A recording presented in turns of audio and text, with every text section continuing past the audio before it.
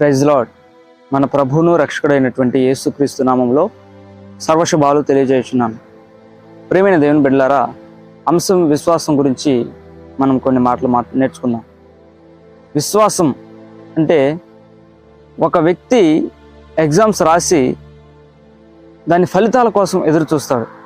అంటే ఎదురు చూడటంలో ఆ విశ్వాసం నేను ఖచ్చితంగా పొందుకుంటాను అనే విశ్వాసంతో ఎదురు చూస్తూ ఉంటాడు. అదేవిధంగా ఆత్మీయంగా మనం చూసుకున్నట్లయితే కొంతమంది ఏ విధంగా ఉంటారంటే విశ్వాసముతో ప్రార్థిస్తారు, ఖచ్చితంగా దాన్ని పొందుకుంటారు. అదేవిధంగా కొంతమంది ఎలా ఉంటారంటే విశ్వాసంతో ప్రార్థిస్తారు కానీ అవిశ్వాసంతో పక్కకు వెళ్తూ ఉంటారు. కానీ ఇక్కడ మనం నేర్చుకోవాల్సింది ఏంటంటే విశ్వాసంతో మనం ప్రార్థించినప్పుడు కొండలనైనా పిండి చేయగలిగిన శక్తి నీ దగ్గర ఉంది. అది విశ్వాసం ద్వారానే నీకు అనుగ్రహించబడుతుంది. విశ్వాసమే నీ యొక్క శక్తిని, సామర్థ్యాన్ని కనుపరుస్తుంది. అంటే విశ్వాసం అనేది అంత విశ్వాసంలో ఉన్నటువంటి శక్తి అలాంటిది.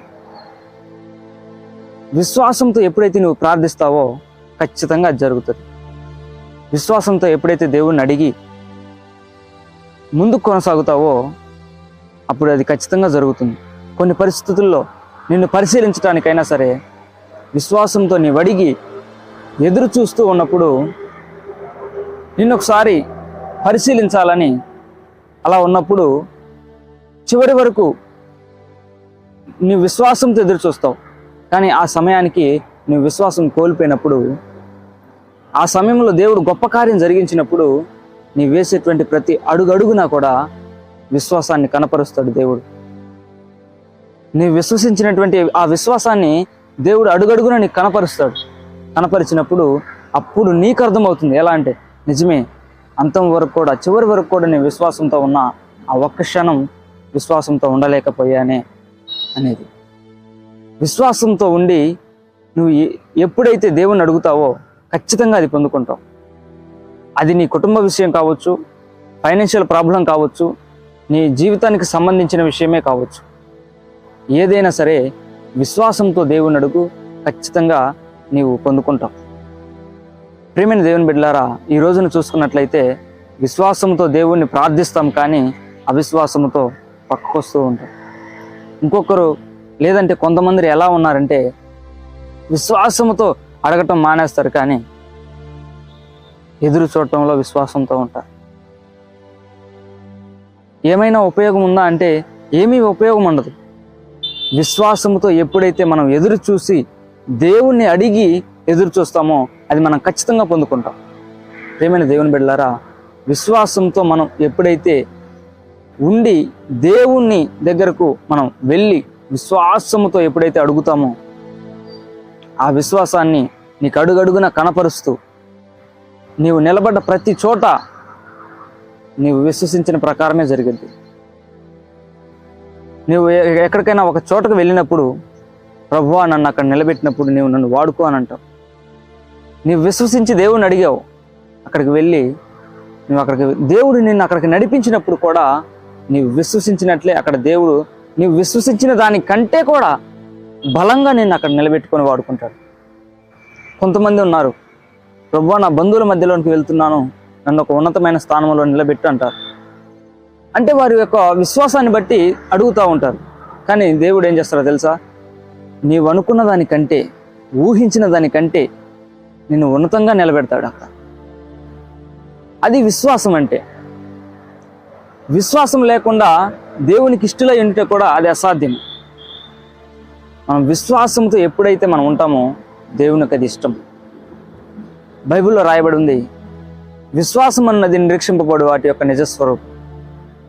ఇంకొక వచనం ఏముందనంటే, అమ్మ నీ విశ్వాసం గొప్పది, నీవు కోరినట్లే అవునుగాక. ప్రియమైన దేవుని బిడ్డలారా, విశ్వాసము చాలా గొప్పది.